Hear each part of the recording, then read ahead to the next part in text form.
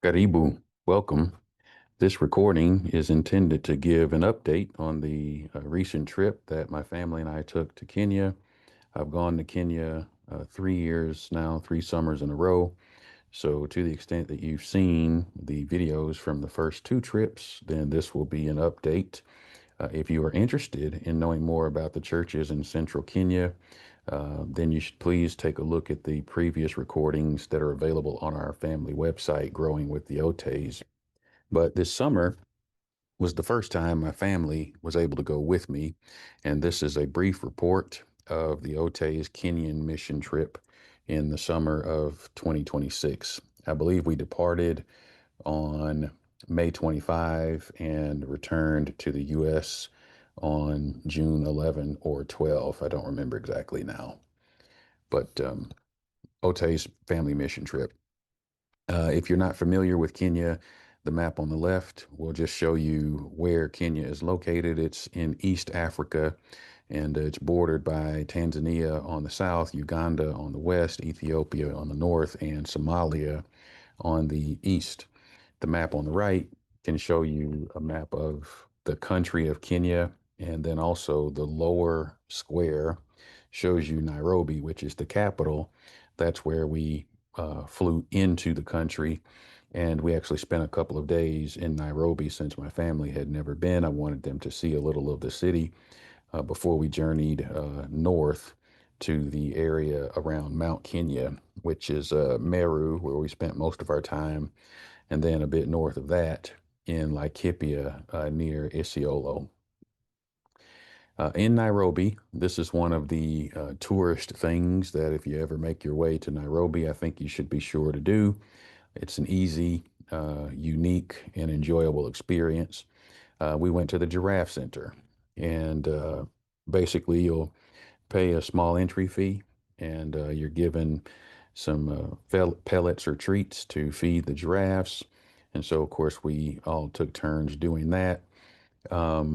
They have long, coarse tongues, and they are fairly insistent. So when you're near the rail, they expect to be fed.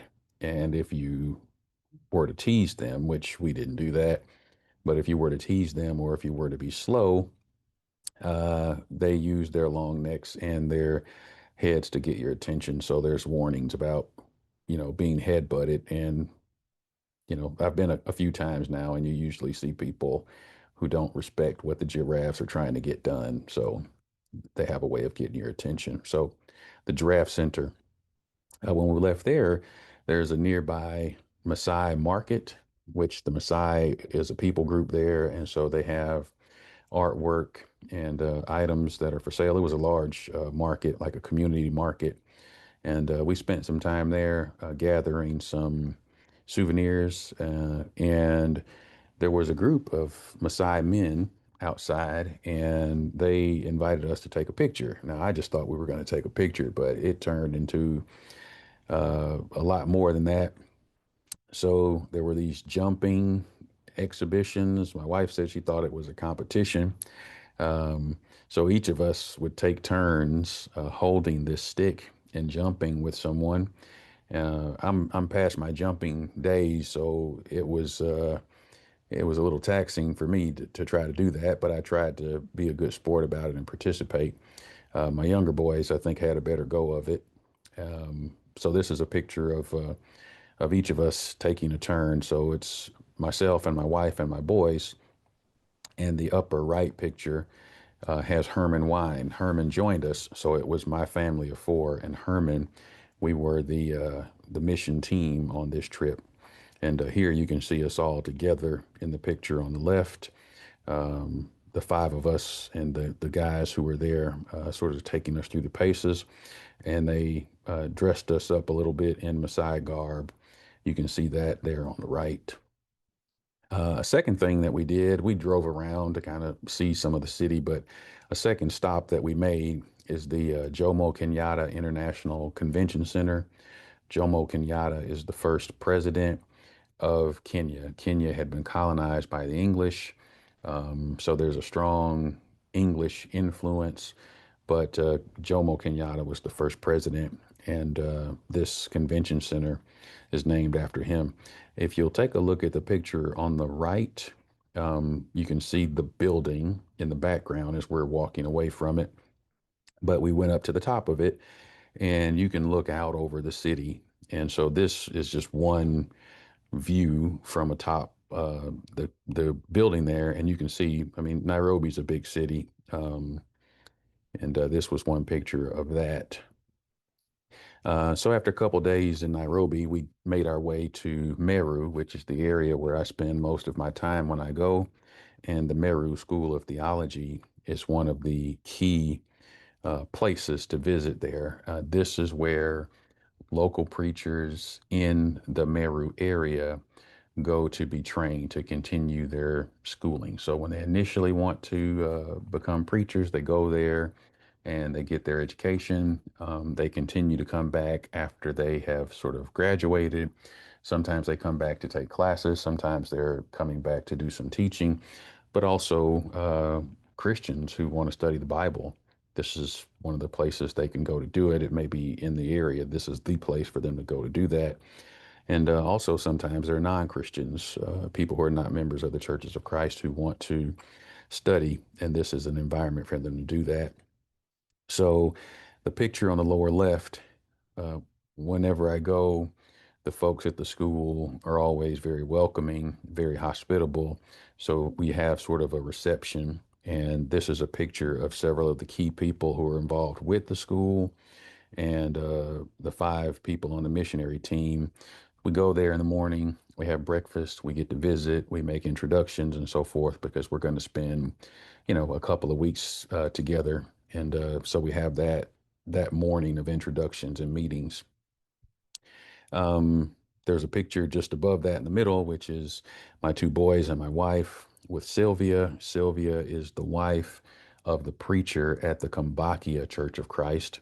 And Kambakia, that congregation meets in one of the buildings for the school. And behind them, next to Christian in the back, is James. James is one of the leaders in the church there at Kambakia.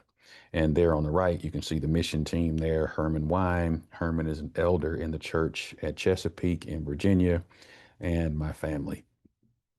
This is a second group of pictures. In the past, I've done recordings of the grounds there at the school and probably talk more about the school. Um, there was a couple of years ago, there was a need to have the roofs replaced on some of the buildings. That's been done.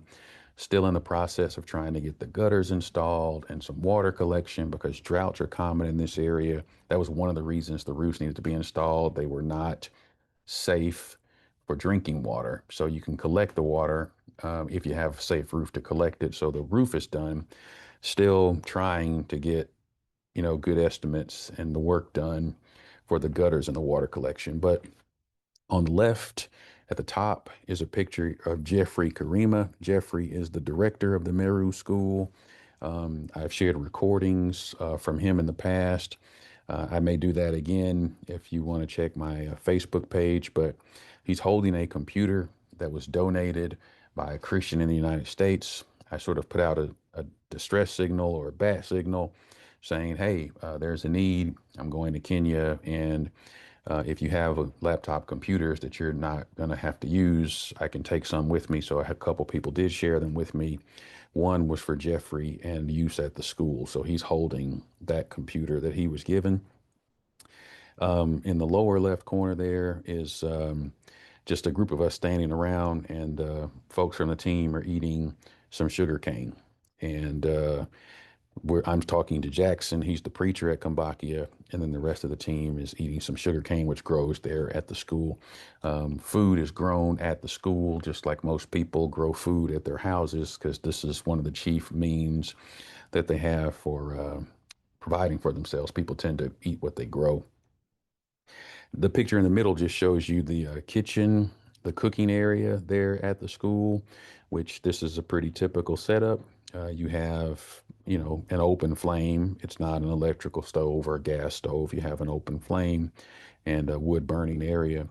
The one on the right It's just I could show a lot more pictures of the grounds and everything, but there is a need to do some additions and some upgrading to the bathroom facilities.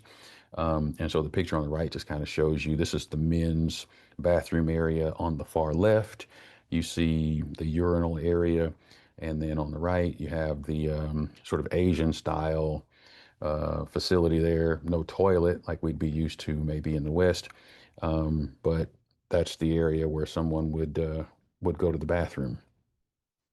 One of the things that has been happening since I started going, after the first year that I went, I saw that first year like, well, we really should have some things in place to help because the folks who are living in this area, most of them don't have very much in terms of resources at all. Most of them have very, very little in terms of income. So if somebody's going to preach, they're not going to be, fully supported by the local church. There'd probably be very, very little in terms of support. So one of the things we've been able to do over the last couple of years is start some vocational programs so that if a person comes to school there, they're studying the Bible, they can also learn some vocational skills so that they can earn money for themselves. Now, this is available for preachers. At least my primary interest in it was for preachers, but it's not exclusively for preachers. I mean, anybody who wants to come and study the Bible there can take these classes. So the two classes we've been running for better than a year now are first the tailoring program. And so you can see some photos of that. My wife is sort of getting an introduction to what they're doing. And you see a couple of the ladies who are taking the classes. And then on the far right, you can see Caleb is with some of the students. And the young man seated with the red overcoat, he's actually the person who teaches the tailoring program. He's an active Christian in one of the local churches there, so he's teaching others how to do this work. It's not just for ladies. This one tends to attract more ladies, but it's not just for ladies. The other program we've been running these two programs simultaneously. So when people come to school, they'll study the Bible in the morning, and they'll have lunch break, and then they'll have some vocational training thereafter. And the second program is the masonry program. And you can see one of the things that I enjoy about the masonry program is um, the folks who take it learn how to make buildings and things like that, which they can use to help develop their local church buildings, houses, but local church buildings. So, in the lower left, one of the programs, one of the things they've done in that program is construct a baptistry there on the grounds of the school, which is fantastic because usually when somebody wants to get baptized, you've got to travel a couple of kilometers to, some standing body of water. You've got to deal with wildlife that might be in the water and all of that. Um, but now they've been able to construct this baptistry. And so, people are wanting to be baptized. They can be baptized right there on the grounds where the Kambakia Church of Christ meets, or if there are programs happening there at the school and they do youth programs in the summertime and women's programs and things along these lines, you have classes being taught and maybe non-Christians in there. And if somebody wants to be baptized right there on the grounds now, they can be. So that's been a nice development out of the masonry program. Second thing that's happening is at the middle picture on the top. This is the covering for a septic area. I know there's no, sort of indoor plumbing. There's no countywide or citywide sewer system. So this is the cover for a septic area that'll help to deal with the waste that gets generated in the bathrooms and so forth. On the far right, this is a picture that shows some of the work that's been done by people in the masonry program. There is a building area that really has just been undeveloped. I don't know all of the details. I don't remember all the details, but when the missionaries were there, I guess when they initially, laid the foundation, the beginning structures for the school, this building was it wasn't built up like this. It was just maybe the outline of it and the foundation of it, but it was never completed. So, the folks in the masonry program built these walls, and there's still work that needs to be done. But it looks like now this is going to become a new bathroom and washroom area. Their dorms back there, when people come, they don't like come to live at the school, and they don't come and go home every day. They will come and stay for a week or so. So they have to travel from wherever they are. They'll stay at the school for a week or so. They've got to have bathroom facilities and wash facilities and so forth. And what's there right now is not quite sufficient. And also, it's fairly remote. I mean, it's a good distance to try to travel, like at night in the dark with, animals and stuff like that potentially around. Um, so a lot of the women in particular don't feel safe trying to make it to those areas to use the bathroom at night. So this is much closer. It's right next to the dorm area. So there'll be a men's side and a women's side, but this part of the work so far has been done by people in the masonry program. Um, so we visited the school and tried to get an update on what was happening at the school, but also visited several churches. And I won't go into a long thing about every church that we visited, but I wanted to highlight a few of the things that we did do. One of them is the Calrene Church, which is a congregation I've talked about in the past. But on this occasion, because I had my two boys with me, Caleb went with me the first year I went. He did not go back last year. And then I had Caleb and Christian with me this year, and they did a youth event at Calrene. So the larger picture, you can see a lot of the youth sort of gathered around the boys as they're talking outside afterwards. But Christian gave a message. Caleb gave a message, and so this was a good thing that my boys were able to come and have something specifically for the young people. It was hosted at Calrene, but you had Christians from lots of different churches in that area come and participate. At the school, there was a class for a week on the life of Christ, and this was a class that Christian taught a part of it. Um, Herman taught and Caleb taught. And so you can see sort of the classroom. Christian is delivering the lesson that he taught that particular morning. Herman, down on the lower left, had a morning. And then on the right, Caleb is teaching. And the man standing next to Caleb is James, who I mentioned is one of the leaders there in the Kambakia Church of Christ. James taught a good portion of this class. Caleb, Christian, and Herman each taught like a morning, but James was responsible for the class. And so on days when they didn't come in to sort of guest teach, James was doing the teaching. And here he is translating for Caleb. One of my main objectives in going this year was to have a leadership workshop. The churches, have some of them have been around for a couple of decades, but they're relatively young in terms of their development. The missionaries who went, some of them stayed, lived there, I guess, for a decade or so and laid a foundation, but they've been gone a long time. And the folks who are there, they're still sort of in their infancy in terms of development of churches. So you don't have a biblical eldership in most of these churches. There may be some rare exception, but you really don't have a biblical eldership in place.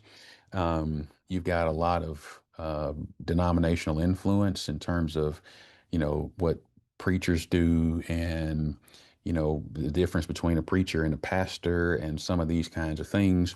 So my objective was to get as many of the local leaders together as I could and to talk through and study through some of this stuff with them. So I spent a couple of days doing that.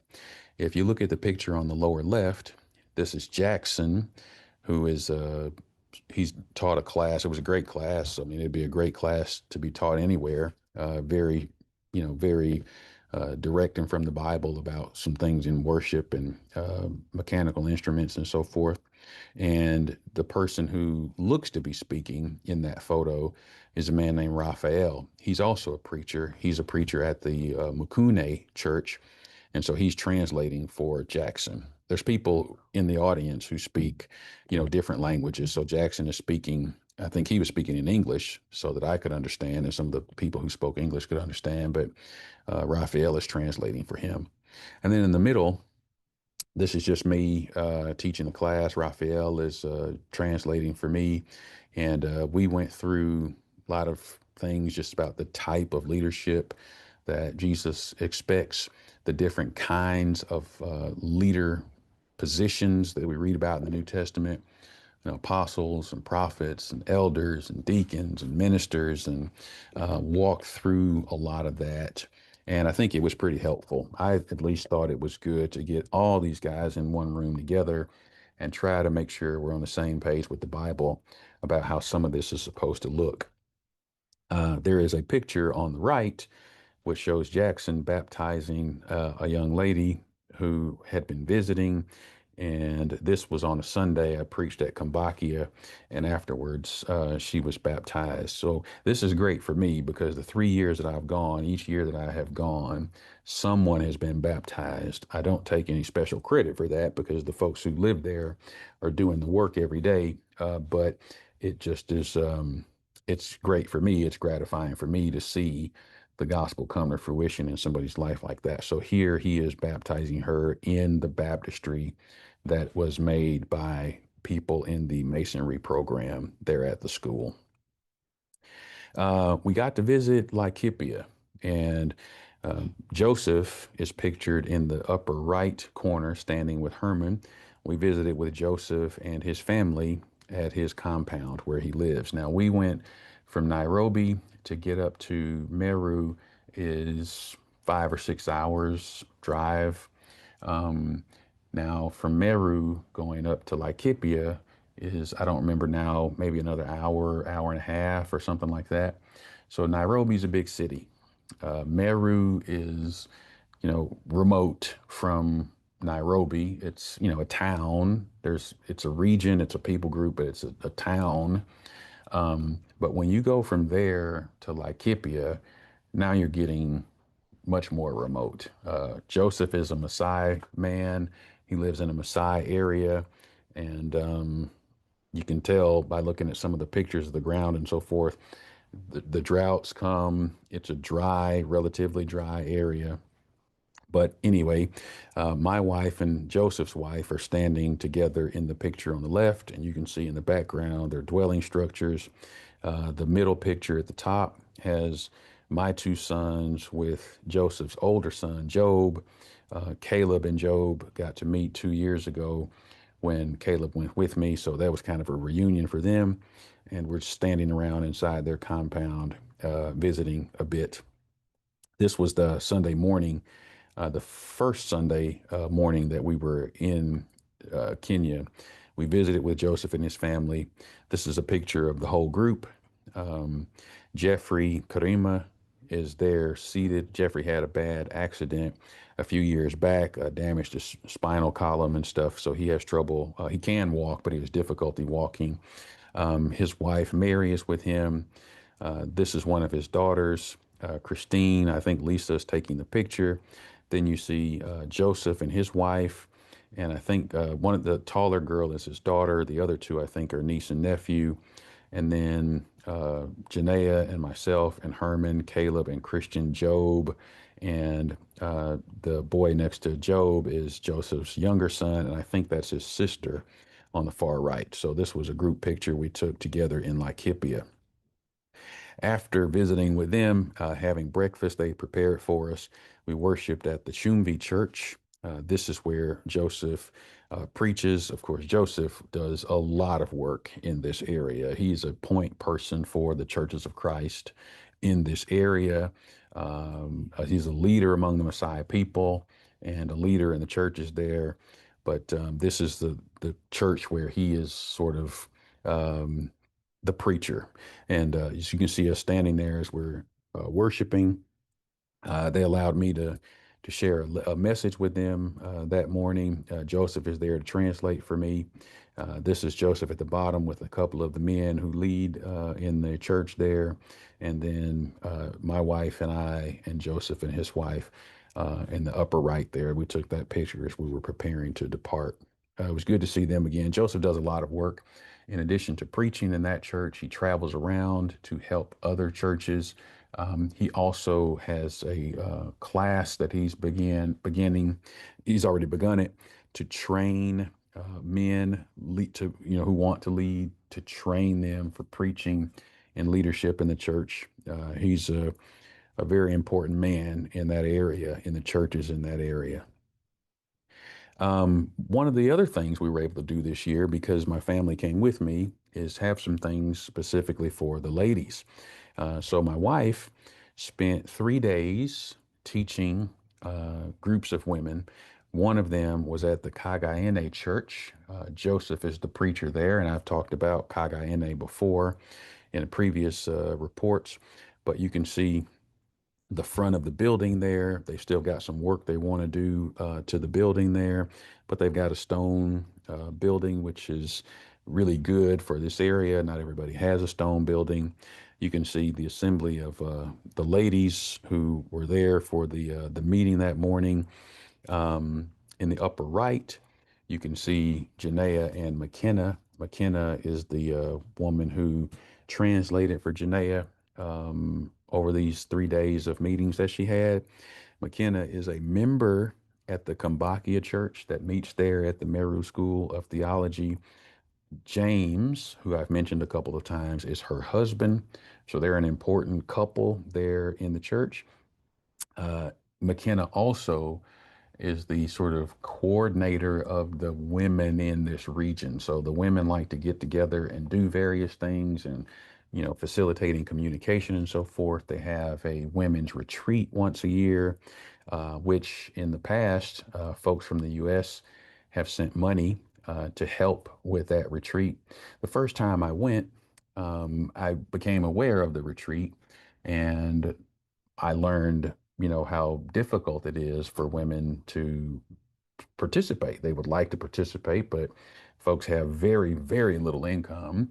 And, if it costs the equivalent of $10 transportation cost in the US, that would be enough for a woman who wanted to participate not to be able to participate.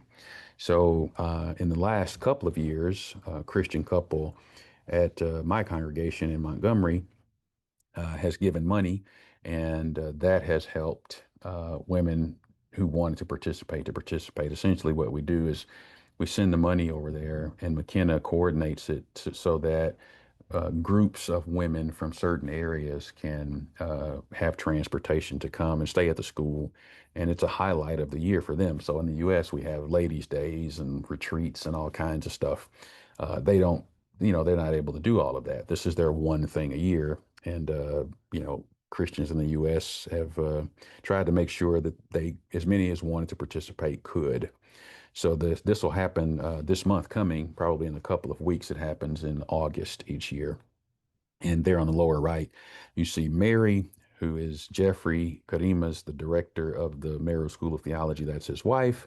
McKenna and Janaea. Those three ladies were together all this time. Mary was traveling, driving, taking Janaea to the various places.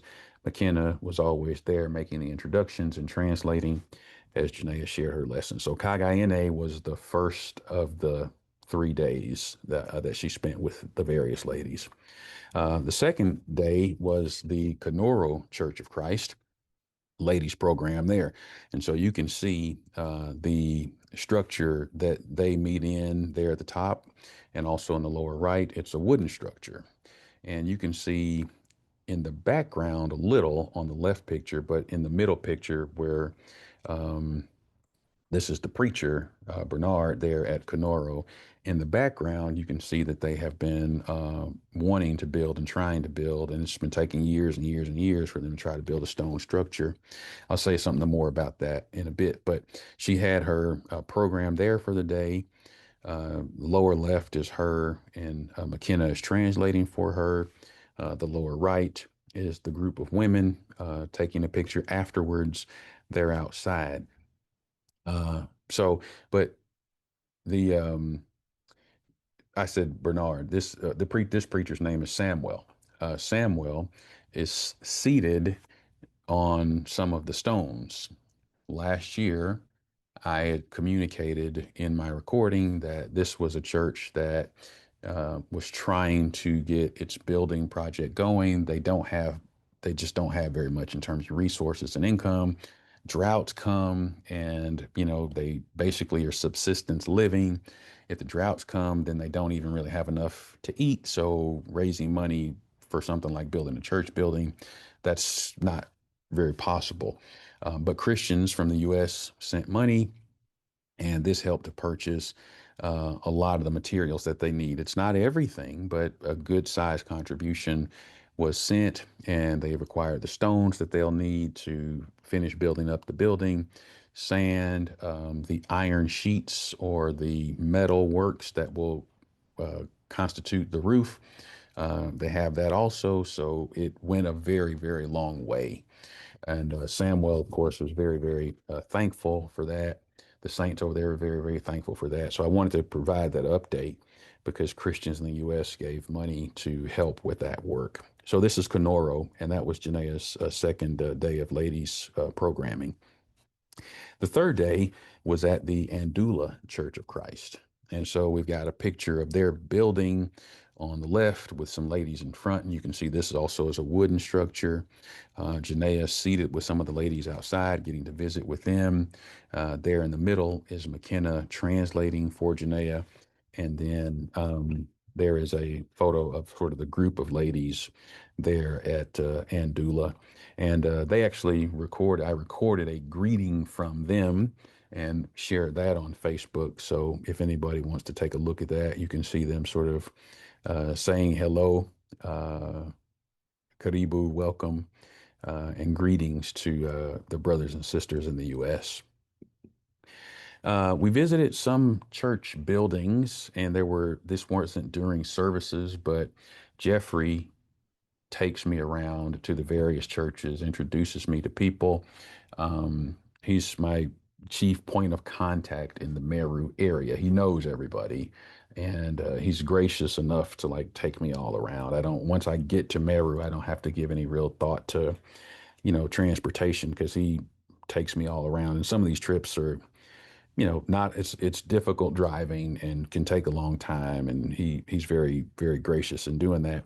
But the Kanisa Church, this is not a church I had been to before, but he had arranged for me to be able to go and see the building and meet some of the Christians there. So this is what we have here. Herman and I were able to go there. You can see this structure is just these are the iron sheets, right? This is sort of the tin metal that has been set around some wood framing, and this is the building where they meet. I wanted to say something about the Miathene Church of Christ. I mentioned Bernard earlier. This is where there's two preachers there that I know named Bernard, but this is one of them. And so the picture on the top left, you can see Bernard standing outside. This is what I found when I saw this building and met Bernard in 2025. The building is not complete. You can see there are spaces but no windows. The roof was not complete. If you look at the roof, you know, two-thirds of it is this older, rusty metal. That's the stuff that's not safe. You can't collect water from that and drink it. So it wasn't complete anyway. You can see on the far left that it was still open, but it also is not the kind of roofing that they needed to have. So it was incomplete. Christians in the U.S., after my report last year, gave money. I sent the money over, and that allowed them to substantially complete the building. There's still work to be done, but now the building is usable. If you look at the picture on the lower left, in 2025, you can see they had sort of made a wooden enclosure, and they were like worshiping inside of that, inside of the unfinished structure, because the roof wasn't complete and the windows didn't have any security. They weren't closed, so it was just wide open. But because of the funds that were sent, you can see the updated pictures in 2026. The building is completed up to the roof.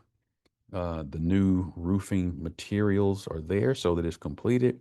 We've got some security inside the windows. I don't think for sure, I don't remember for sure. I don't think there's panes in there, but there is some, protection keeping people from coming in and taking things and this kind of thing. The picture on the right is from the inside, just showing you that now they're able to use the entire space, not just some wooden area sort of inside of the space. They're able to use the entire space. We've got the windows areas are secure and the roofing is complete. So this completion was because of saints who saw what was happening and cared enough to send some support to help with the Miathene Church. This is Kibilaku, the Kibilaku Church of Christ. And this is the second man named Bernard. I met Bernard this year, and it's an interesting story. This church meets inside of a compound that is now, I believe it's a Catholic school compound. Well, when they started, there was no one there. They were there and they had, a building and they were meeting inside of it. And this Catholic school grew up around them. And now the Kibilaku Church is being told they have to leave. So that, of course, is a difficulty for them. They have to acquire land, a space to meet, and then they'll have to construct a new building. And that is fairly immediate. I don't know exactly how much time, but I think we're talking about a matter of months they have to leave. And so Herman and I met with Bernard. He showed us an area near where they are because the people, these folks are walking and so forth. And so if they were to go too far away, the members wouldn't necessarily be able to make it. He showed us an area that is pretty close. I mean, we walked to it. And there's some land that they would like to acquire. The problem, of course, they don't have the money to acquire the land. Now, they have sort of a cycle and a system of trying to raise money, asking Christians to donate and so forth. They just need a lot of help. And I think that essentially what is going to be required here, US dollars to acquire the land is something in the $5,000 to $6,000 range. This is to get the land. Now, they can take some time once they have a place to build a building. They would start with, a temporary wooden structure like some of the ones that I've shown, and then they'd have to start raising money, to try to build something that would be more permanent, stone and so forth. And that'll take them a lot of time. But in the meantime, they have to have a place to worship. So this, I identified as one of the more immediate needs that the churches have there. This congregation has a real exigency in terms of being able to meet. This is the Carrera Church of Christ. I met Romano this year. I have heard really good things about him.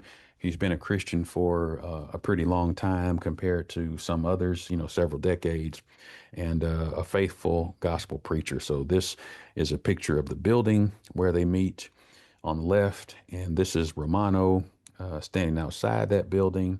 And I think I did a recording of Romano, which I did recordings of several of these preachers and also some of the things that I was observing. And so I'll post some of those recordings separately. And this is on the right, you see a picture of the inside. So there's sort of a gradation that you can see with these buildings. Some of them will have a wooden structure, which of course is better than nothing. Some of them will have like these metal sheets that are just, sort of set up around some wooden frame, which again is sort of a temporary situation. Um, but, when you've got a stone building like this is more permanent. This is more long term. This is something when you're driving around and you're seeing other kinds of churches, Seventh-day Adventist churches, Methodist churches, Catholic churches, you know, from the outside, people just send money or give money and they put up a nice building. and it's a comfortable, nice building in an area where people are really poor, and folks tend to gravitate toward those kinds of facilities. A lot of the churches of Christ, they're left to their own devices a bit more, and so the structures are just not, I'm going to say, up to par or comparable, and it's not a lot. In terms of US dollars, it's not a lot in that they're not trying to get carpet and AC. I mean, they just want some basic meeting facilities that are sort of safe and protecting from the elements that, you know, um, maybe show some hint of permanence. So, anyway, there's more I could say about that, but this is just something you notice as you're driving around. This is the Abongiri Church of Christ. I don't remember this preacher's name at the moment. I apologize for that. I had not met him before, and I don't think he spoke English very well. So I was able to meet him, though, chat with him a little, and visit the building where he is. And he did come to the leadership workshop. Several of these guys came to the leadership workshop that we did. These are just maybe some random pictures because with my family being with me, it was a very different kind of visit. Usually I go by myself.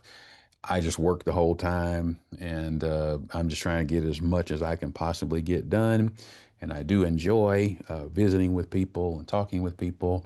But, my wife was sort of, in some occasions, she's off doing things, and my boys are off doing something else. So I think we could cover a lot more ground as a group.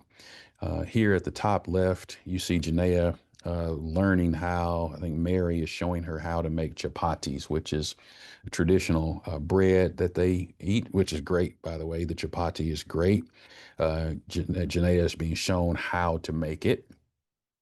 This is Mary and Janaea on one of their trips as they're probably going off to do some preaching, I think, or maybe they went out for other things too, shopping and other things. But in the picture in the middle at the top, this is McKenna and Mary and Janaea. They are at the house where we stayed in the area. Herman and my family, we got an Airbnb. And this also made for a different kind of trip because I usually am just staying in like a hotel room. But because we got an Airbnb, we were able to have people over to our home, return some of the hospitality that people have by inviting us to their homes all the time. And this made for a different kind of trip, I think, better for relationship building and fellowship. The pictures at the bottom of Christian, I think on the left, this picture is in Jeffrey and Mary's kitchen. So you can see the wood burning area there. He's helping with something, food preparation. And the second picture to the right of that, same deal. He's helping with some food preparation. I think that's a propane tank where he is. And then on the far right, this is Lisa has a garden area. Jeffrey has a huge garden area. They have people grow their food. So um, Lisa has an area and she had some extra manpower with the boys around. So she drafted them and they went and they were helping to do some work for her. That Caleb looks like is using a machete. I don't know if I wasn't there. So it looks like he may be straightening a row or preparing to place some seed there. And that's Lisa in the background. One of the great things is the food. My family really enjoys different kinds of foods, and the food in Kenya is great. Um, you can see some pictures on the left. I think the picture at the lower left is when we had gone. Maybe we had gone to visit a church or something like that to eat, and so you get rice and beans pretty commonly. You're out and people are cooking like on an open flame. They got to feed a bunch of people.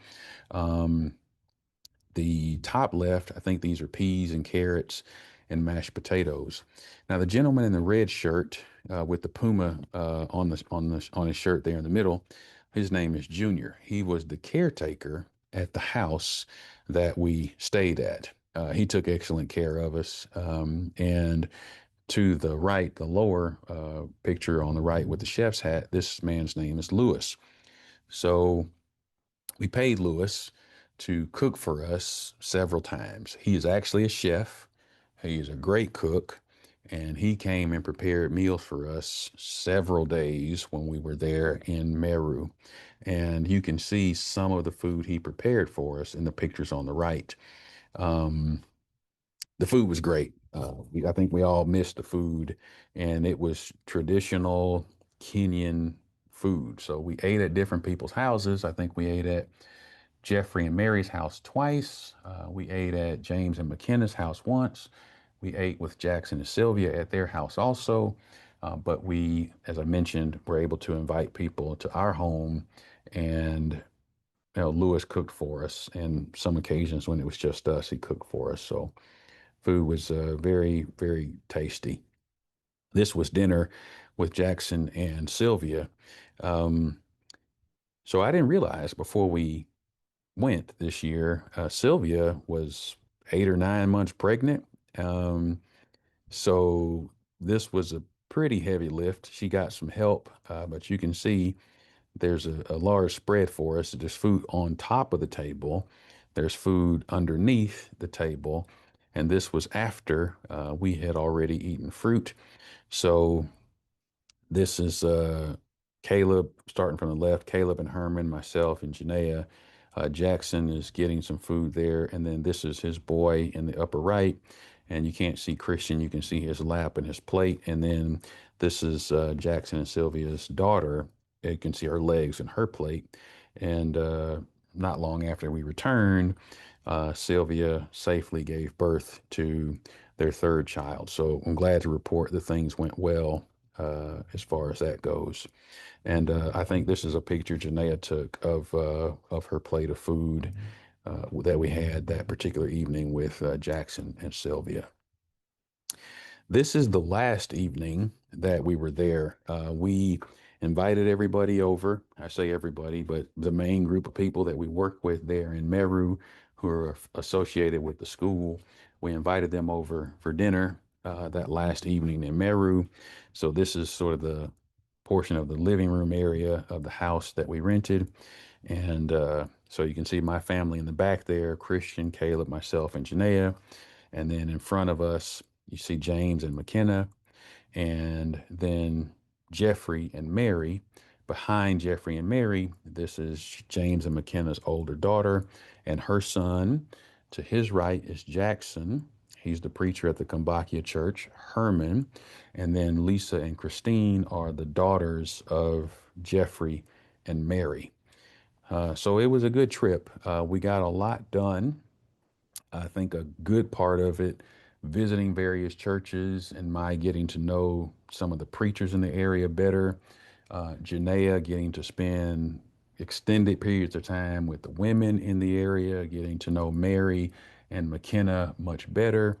Um, and Herman, about 2 years ago, when I went the first time, I came back, and one of the things I pointed out was that um, Joseph and his family had a water supply issue. And I said, listen, it's going to cost, so much money, several $100s, to get this fixed.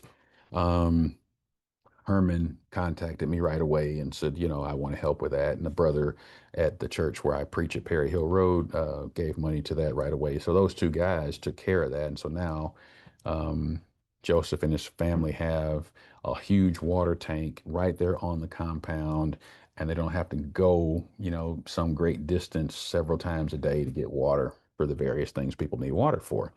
Last year when I came back, one of the things I said was, one of the needs is for more people to go. I need missionaries. I went last year by myself, and we need more people to sort of go and find out about the work that's happening in central Kenya and hopefully to get involved. Herman answered the call this time, and that's why he wound up going with us, and much appreciated his help and support. So all the folks in this picture, these are friends and family in Christ. Love spending time with them, and it was a great last evening that we had. Thank them for being so hospitable and helpful to us. As we were leaving, we went through Nanyuki. there was some protesting taking place when we got there. We didn't go through Nanyuki on the way up to Meru because Nanyuki is an area when there's protesting and stuff happening, political stuff.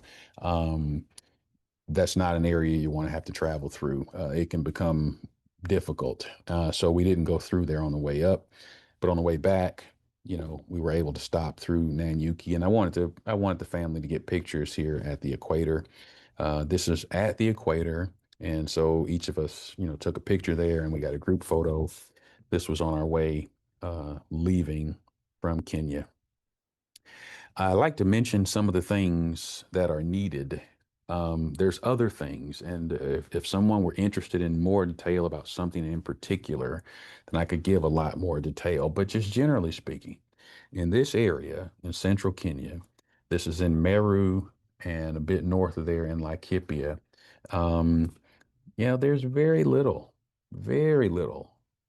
support for the churches there. These are younger churches, enthusiastic people, hardworking people with very few resources, few financial resources, but then also just few resources of much any kind where you got young Christians who are trying to get things done. So one of the things that would be needed is local support or monthly support for local preachers. These guys are preaching with zero financial support. So they've got to, grow their own food. They've got to pay for transportation to go and check on members. If there are people who are having health problems or, shortages of food or other kinds of things that can come up, these guys don't have the resources to do much about it. So, a little support, what would be very little for us in the U.S., would go a very long way for some of these guys. And thankfully, I think, there's going to be some help with that. My elders have decided to be some help with that.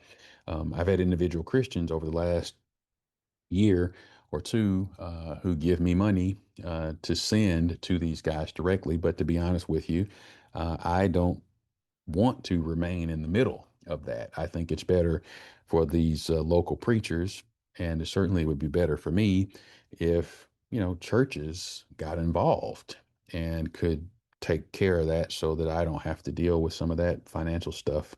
And I think it's better for there to be relationships for these guys with somebody more than just myself. Like I'm going to be there and try to be engaged and helpful, but I think it's better if more people are aware of their work and can help. The school, the Meru School of Theology, there's a need for help there also. I didn't do an extended deal on the facilities, but there is a need to, enhance some of the facilities. The dorms can use some work. I mentioned the bathroom facilities can use some work. Whenever there are classes, people have to be fed. Um, that would cost money. Okay, so there's a lot of disrepair on the compound. The facilities that are there, or some of them are just not in usable condition. And what's needed there is some infusion of money. Um, they didn't have internet when I first went. So, people give me money and tell me use it for what you think is best. So, getting some infrastructure in there for internet, that's one of the things, but maybe upgrading some of the technology a little. We've gotten some donated computers, couple that's helpful. Um, but being able to have, some better technology, internet, computers, maybe we can actually get in place some remote teaching. That would be a benefit to the folks there. Um, like I said, the buildings, some of them are just they need a lot of work. And if I were just to give some ballpark on that, some monthly support would be very helpful. Maybe a couple $100 a month would go a lot further than some people might think. But, a couple few $1,000, 2,000, 3,000, 5,000, like this would make a huge difference for the school. So I just make mention of that. Just like the local preachers can use some help and support. Um, the director of the school can use some help and support. Gas in Kenya is several times more than it is here. It's crazy. It was when I was there. You have to do the calculation because it's by liters, but I think it was over $6 a gallon. This is a poor area, and they're paying more than $6 a gallon. Well, think about it. If you're a preacher and you need to travel to see members and look after members, or there's a church over there that needs something, so you got to get over there. Well, you have to have some resources just to get gas in your tank. The roads are, compared to US roads, the roads are really, really bad. That's going to beat up your vehicle.